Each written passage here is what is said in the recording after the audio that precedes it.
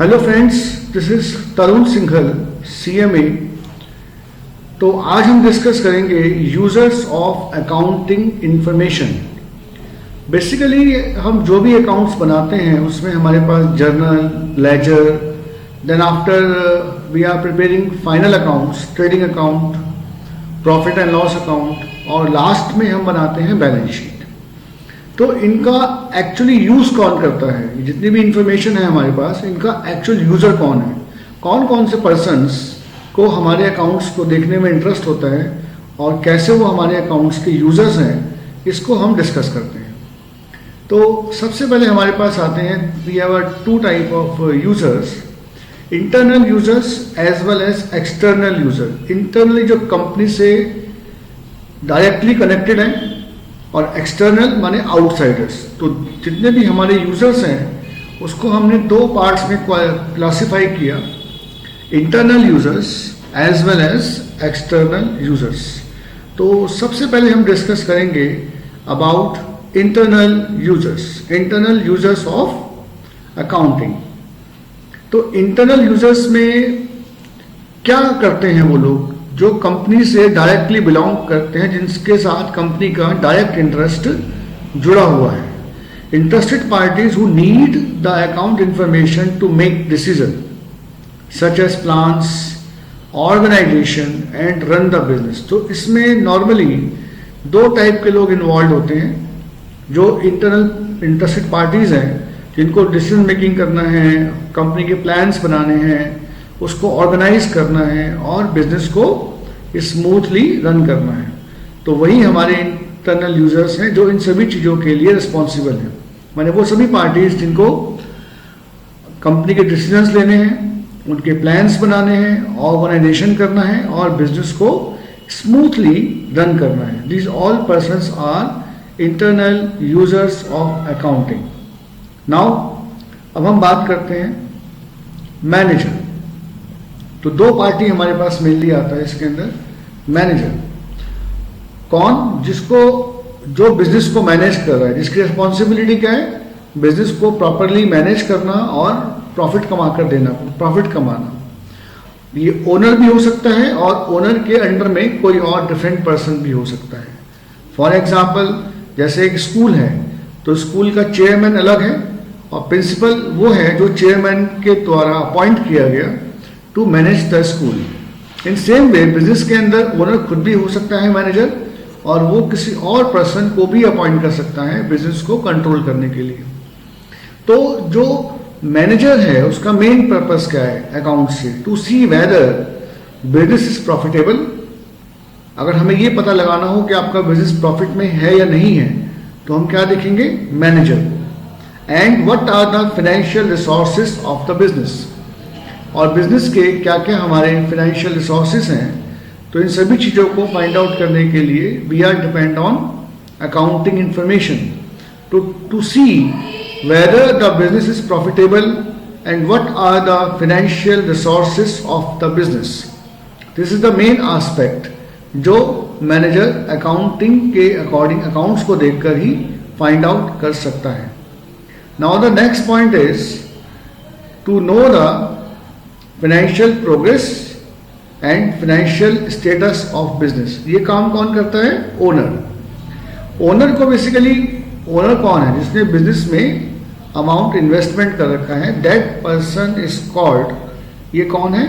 Business का owner है। तो ओनर का इंटरेस्ट बेसिकली क्या है? ओनर वांट्स टू सी कि भाई बिजनेस ने कितना प्रॉफिट कमाया, जो मैंने बिजनेस में कैपिटल एम्प्लॉयड किया था, जो मैंने बिजनेस में कैपिटल इन्वेस्टमेंट किया है, उस पर ओवरऑल मुझे कितना रिटर्न मिला। ये किसको देखना होता है? ओनर ऑफ बिजनेस, जो बिजनेस का ओनर है। तो ओनर विल सी कि to know the financial progress, कि जो उसने बिजनेस स्टार्ट किया उसकी कितनी प्रोग्रेस है, उस बिजनेस का फाइनेंशियल स्टेटस क्या है, अपना फाइनेंशियल पोजीशन। जैसे आपने 2 लाख रुपए लगा के बिजनेस शुरू किया और 10 साल बाद वो बिजनेस की वैल्यू 20 लाख रुपए हो जाती है, तो 2 लाख से 20 लाख जो हुआ, it will show your financial status. और जो प्रोग्रेस कर रहे हैं आप, year by year business grow कर रहा है, तो उसके लिए ही आल्सो नीड अकाउंट्स। अकाउंट्स को देखकर ही वो पता लगा सकता है कि भाई हमें कितना प्रॉफिट हुआ। तो बेसिकली हमारे पास इंटरनल यूजर्स में दो पर्सन है, first one is manager and second one is called owner of the business. These are two persons. तो जो मैनेजर है उसको क्या देखना होता है कि बिजनेस प्रॉफिटेबल में रहे, और कौन कौन से हमारे पास फाइनेंशियल रिसोर्सेज अवेलेबल हैं बिजनेस को ग्रो करने के लिए। एंड ओनर का इंटरेस्ट किसमें होगा, फाइनेंशियल प्रोग्रेस, उसका जो पैसा है वो बढ़ना चाहिए। Again I repeat, in internal users we have two person, first is manager of the business, जो बिजनेस की प्रॉफिटेबिलिटी को, उसके फाइनेंशियल रिसोर्सेज को आइडेंटिफाई करने के लिए अकाउंट्स को देखता है। And second person is owner of the business, ताकि वो ये पता लगा पाए to know the financial progress and financial status of the business. Now अब हम बात करते हैं some external users of an accounting. कौन कौन आउटसाइडर्स हैं एक्सटर्नल, जो इनडायरेक्टली हमारे बिजनेस से कनेक्टेड हैं और वो हमारे अकाउंट्स का अपनी प्रॉफिटेबिलिटी या अपने एस्पेक्ट्स के लिए यूज करते हैं। तो हम इसको देखते हैं। इसमें हमारे पास कुछ पर्सन्स हैं, like investors, like creditors, debtors, employee, analyst, tax department as well as lenders. तो हम इन सभी पर्सन्स को अब नेक्स्ट डिटेल में वन बाय वन डिस्कस करेंगे कि हु इज अ लैंडर, कैसे कैसे ये लोग अपने आप को बिजनेस में, हमारे अकाउंट्स में इन सब का कैसे कैसे इंटरेस्ट बना रहता है। तो सबसे पहले हम बात करते हैं investor. Basically investor is a person, investor वो पर्सन है जो हमारे अकाउंट में इन्वॉल्व है, जो हमारे अकाउंट में क्या कर रहा है, पार्टिसिपेट कर रहा है। That person is called investor. तो इन्वेस्टर सपोज जैसे आपको बिजनेस शुरू करना है तो और आपको पैसे की रिक्वायरमेंट है, तो इन्वेस्टर इज अ पर्सन जो आपको बिजनेस में फाइनेंस प्रोवाइड कर रहा है by getting risk of business. माने वो आपको पैसा बोरो करके नहीं दे रहा, आपको जो पैसा है वो उधार नहीं दे रहा, बल्कि वो आपके बिजनेस में पार्टनरशिप कर रहा है, आपके बिजनेस में इन्वेस्टमेंट कर रहा है to get profit as a return from business. माने मेन पॉइंट क्या है इसमें, कौन है owner, to get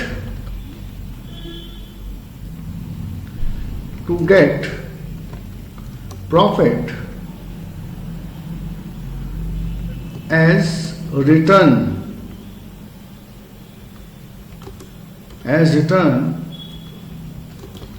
from business. माने यदि आप प्रॉफिट कमाएंगे तो ओनर को भी फायदा होगा, आपको नुकसान होगा तो ओनर को भी नुकसान होगा। वो माने आपके बिजनेस में जो रिस्क है उसको टेक करके प्रॉफिट में आपकी शेयरिंग कर रहा है। जैसे मैंने एग्जांपल दिया, आपको 5 लाख रुपए की जरूरत है लेकिन आपके पास खाली 2 लाख रुपया बिजनेस करने के लिए है, तो आपने किसी और पर्सन को, किसी और को अपने साथ एज अ पार्टनर बना लिया जो आपके बिजनेस में इन्वेस्टमेंट कर रहा है। तो जितना रिस्क बिजनेस में आपका है उतना ही रिस्क उसका भी है। तो ओनर के इक्वलेंट रिस्क लेकर इन्वेस्टर उस बिजनेस को करता है। तो अब क्या देखना होगा इन्वेस्टर्स को बिजनेस करने के लिए, we concern about risk and return. इस बिजनेस में कितना रिस्क है, कितना मेरे को प्रॉफिट आएगा, कौन सी जो मैंने इन्वेस्टमेंट किया, एंड टू डिसाइड, और उसको डिसाइड करना पड़ेगा इस बेस पर कि वो उस बिजनेस में बना रहे या उस बिजनेस से अपना पैसा विड्रॉल कर ले। And to assess whether a business will be able to pay dividend. यहाँ पे जो डिविडेंड की सेंस है, this is your profit. Dividend means क्या हुआ, शेयर इन प्रॉफिट, कि भाई आपका जो प्रॉफिट का शेयर है वो कितना मिलेगा, कितना पैसा कंपनी मुझे, कितना पैसा ओनर मुझे प्रॉफिट के रूप में रिटर्न करेगी। तो ये हमारे पास कुछ एस्पेक्ट हैं। तो बेसिकली जो इन्वेस्टर है वो आपके अकाउंट क्यों देखता है, क्योंकि वो रिस्क ले रहा है, he is bearing risk of business and also want return as a owner. तो इसीलिए वो आपके अकाउंट्स की प्रॉफिटेबिलिटी को फाइंड आउट करेगा कि भाई आपका बिजनेस स्मूथली चलता है या नहीं चलता। उसके लिए owners will see your business, और क्या वो बिजनेस आपको प्रॉफिट दे पाएगा नहीं दे पाएगा, और क्या मुझे इस बिजनेस में इन्वेस्टेड रहना चाहिए या अपना पैसा विड्रॉल कर लेना चाहिए। Second person is lender. Lender basically a person जो बिजनेस में रिस्क लेता है by giving amount as a loan. माने जो ओनर जो इन्वेस्टर था उसका तो प्रॉफिटेबल से लिंक था, बट इसका प्रॉफिटेबल से नहीं है। By getting return in form of interest, माने उसको अपने इंटरेस्ट से मतलब है और एक समय के बाद हमें इसका पैसा वापस करना पड़ेगा। तो लेंडर जिसने हमें पैसा उधार दिया है बिजनेस करने के लिए, और जब तक हम बिजनेस करेंगे तो बदले में हम उसको उसके ऊपर इंटरेस्ट पे करते रहेंगे। अब लेंडर क्या देखता है, lender would like to determine whether loan, जो उसने हमें लोन दिया, क्या वो लोन हम पेमेंट कर पाएंगे, इंटरेस्ट पे कर पाएंगे।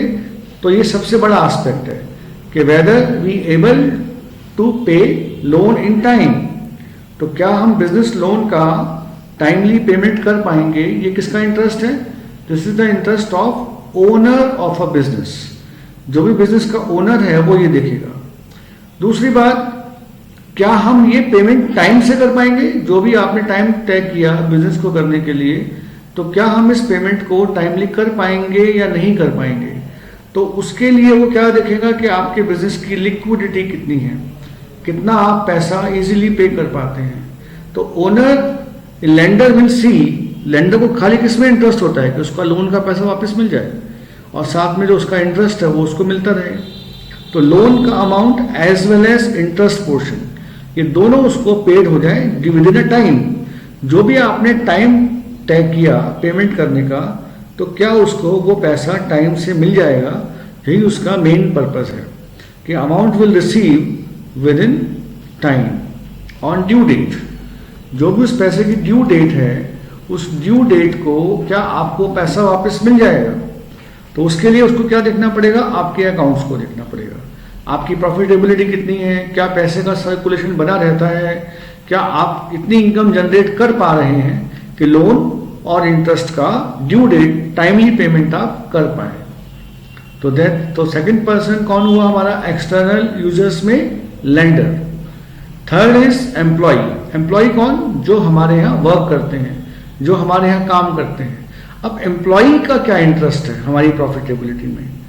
नेचुरल सी बात है, एम्प्लॉयज वो हैं जो हमारी ऑर्गेनाइजेशन से जुड़े हुए हैं, जिन्होंने अपना करियर, अपना समय आपको दिया, not to get present salary but also अपना जो उनका फ्यूचर है, जिस कंपनी में वो जॉब कर रहे हैं, फ्यूचर प्रोस्पेक्ट को सिक्योर करने के लिए एम्प्लॉयज को बिजनेस ऑर्गेनाइजेशंस को देखना पड़ता है।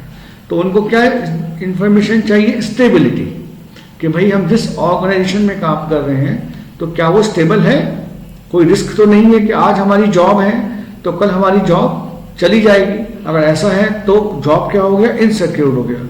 सो दे विल सी कि कंपनी की फाइनेंशियल पोजीशन कितनी स्ट्रांग है। कॉन्टिन्यूइंग प्रॉफिटेबिलिटी, तो क्या कंपनी कॉन्टिन्यू बेसिस पर प्रॉफिट कमा रही है, क्योंकि अगर कंपनी प्रॉफिट कमाएगी कॉन्टिन्यू बेसिस पर तो प्रमोशन के चांसेस बने रहेंगे। दे विल एक्सपेक्ट कि कंपनी उनकी सैलरी को टाइमली इंक्रीमेंट करती रहेगी। आपका प्रॉस्पेक्ट क्या है, एम्प्लॉयमेंट प्रॉस्पेक्ट कितना स्ट्रांग है, क्या ये एम्प्लॉय इनसिक्योर तो नहीं है। ऐसा तो नहीं कि कंपनी कुछ समय के बाद शट डाउन हो जाएगी या कंपनी को अपने वर्कर्स को रिट्रेंच निकालना पड़ेगा, ये सब देखना पड़ेगा। Maintenance of pension fund, employer अपने एम्प्लॉयज को pension like retirement benefits provide करता है। तो अगर कंपनी स्ट्रांग है तो ही वो आपको प्रॉपर रिटायरमेंट बेनिफिट्स दे पाएगी। यदि कंपनी ड्रॉबैक है, कंपनी की फाइनेंशियल पोजीशन अच्छी नहीं है, तो आपका रिटायरमेंट सिक्योर नहीं हो पाएगा। तो इसीलिए एम्प्लॉई को ये सारी कंडीशंस कैसे पता चलेंगी, by seeing financial accounts of a company, ताकि वो कंपनी की financial performance as well as financial positions के बारे में क्लियरली जान पाए। Next point is creditor. Creditor is a person who give credit from whom goods are purchased on credit, from whom goods are purchased on credit। ये creditor कौन है, जिससे हम उधार पर, क्रेडिट पर माल परचेज करते हैं। तो बेसिकली इसने हमें क्रेडिट पर गुड्स दिया, तो इसको रिस्क बेसिकली किस चीज़ का होता है, अपना पेमेंट का। तो ये वो पर्सन है जिसने हमें क्रेडिट पर गुड्स दिया। तो creditor will see we would like to ensure whether the business will be able to pay back our debts in the specified period और नॉट। तो जो बिजनेस ने आपसे बोरो किया है, क्रेडिट पर गुड्स परचेज किया है, तो क्या वो क्रेडिट टाइम में अपना पेमेंट कर पाएगी या नहीं कर पाएगी।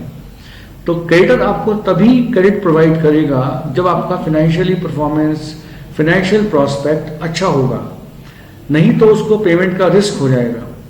तो पेमेंट रिस्क को चेकआउट करने के लिए क्रेडिटर को क्या देखना पड़ेगा, आपके फाइनेंशियल अकाउंट्स कि क्या फर्म टाइमली, जो मैंने फर्म को क्रेडिट दिया, क्रेडिट में गुड्स दिया, तो क्या वो timely with in a time उसका पेमेंट कर पाएगी या नहीं कर पाएगी। Next person is analyst. Analyst मतलब जो कंट्री की इकोनॉमी को एनालाइज करते हैं, आपके बिजनेस को एनालाइज कर रहे हैं कि भाई नॉर्मली किस प्रकार का बिजनेस इंडस्ट्री के अंदर ज़्यादा अच्छे से चल रहा है। तो इंडस्ट्री आपकी परफॉर्मेंस, ताकि वो आगे उसके अकॉर्डिंग गवर्नमेंट को या जो फाइनेंशियल इंस्टीट्यूशंस हैं या रिसर्चर्स हैं उनको बता सके। तो वो आपकी कंपनी में आपके बिजनेस को एनालाइज करते हैं कि बिजनेस किस प्रकार का है, इस बिजनेस के ग्रोथ होने के चांसेस कितने हैं, कितना उस बिजनेस की प्रॉफिटेबिलिटी है। तो दैट पर्सन्स आर एनालिस्ट, जो आपके बिजनेस को क्या करेंगे, एनालाइज करेंगे। वो लोग क्या देखते हैं, आपकी फाइनेंशियल अकाउंट्स, उन्हीं के बेस पे need accounting information to analyse the competitive performance of a business and its sector. Suppose जैसे आप सीमेंट इंडस्ट्री हैं, आप सीमेंट मैन्युफैक्चरिंग करते हैं, तो और जो मैन्युफैक्चरर हैं सीमेंट के, उनके कंपेयर में आपकी कॉम्पिटिटिव पोजीशन क्या है। कौन देखेगा इसको, एनालिस्ट, कि भाई जो भी आप माल बनाते हैं, so what will be of your competitive position in compare of your competitor. जो और सीमेंट मैन्युफैक्चरर हैं उनकी प्रॉफिटेबिलिटी और आपकी प्रॉफिटेबिलिटी में कितना डिफरेंस है। आपकी competitive performance in compare of other businesses, other competitors किस टाइप की है, और विद इन अ सेक्टर आपका बिजनेस कितना अच्छा ग्रो कर रहा है। तो ये कौन फाइंड आउट करेगा, एनालिस्ट। और ये किसकी हेल्प से फाइंड आउट होगा, बाय सीइंग योर अकाउंट। आपके अकाउंट्स को देखकर, उनको स्टडी करके ही वो आपकी ऑर्गेनाइजेशन की प्रॉफिटेबिलिटी को अदर ऑर्गेनाइजेशन की profitability as well as sector की प्रॉफिटेबिलिटी से कंपेयर कर सकता है।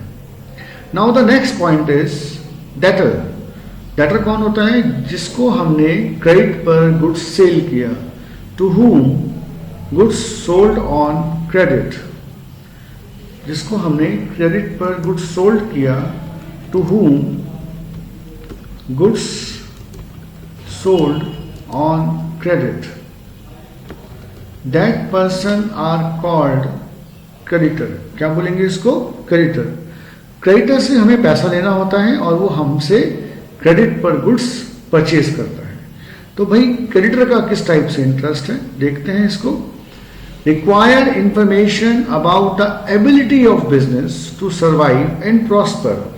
वो आपसे क्रेडिट पर माल परचेज करके, since as customer they have long term interest in the company's range of products and services।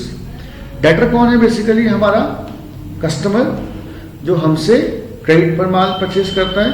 तो कंपनी का प्रॉस्पर, कंपनी कितना अच्छी है, हाउ लॉन्ग उस कंपनी में आपका उसका इंटरेस्ट बना रहेगा, या कितने लंबे समय तक वो कंपनी पे रिलाई कर सकता है, कंपनी के प्रोडक्ट्स पर रिलाई कर सकता है। तो उसकी प्रोडक्ट एंड सर्विसेज के बारे में जानने के लिए वो कंपनी के फाइनेंशियल अकाउंट्स को स्टडी करेगा कि और जो अदर डेटर्स हैं, कंपनी का कितना सेल है, मार्केट डिमांड कितनी है, कितना माल कंपनी का मार्केट में बिकता है, लोग कितना इस कंपनी के बारे में श्योर हैं कि भाई कंपनी का प्रोडक्ट बहुत अच्छा है।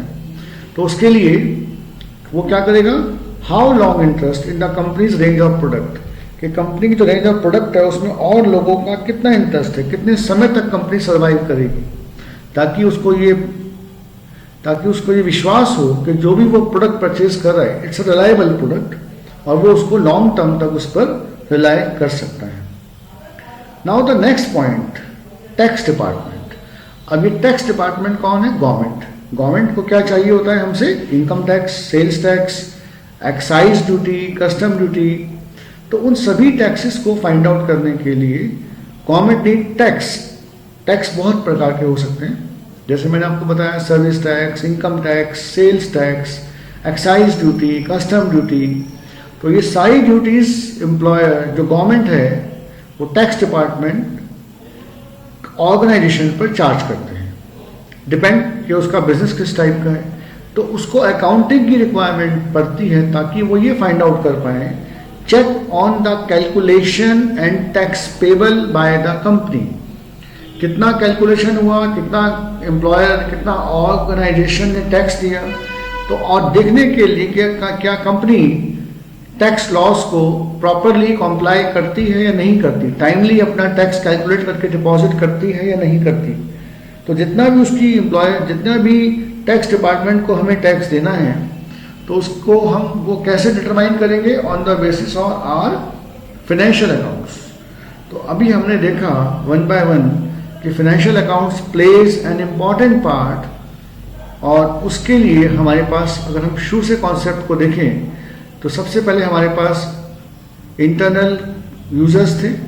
उसमें mainly we have two persons, manager as well as owner of a business.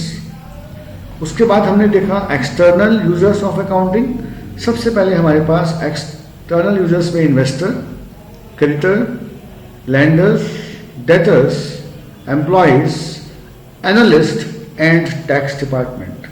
तो ये हमने थोड़ा डिस्कस किया about and users of accounting. This is the most important question, because हम अकाउंट्स बनाते हैं, बट बेसिकली उन अकाउंट्स का कौन एक्चुअल यूजर है, हु इज अ पर्सन जो हमारे अकाउंट्स का एक्चुअल में यूज करता है। Thank you very much for watching my video, and आप मेरा चैनल सब्सक्राइब कर सकते हैं to watch more videos. Thank you very much.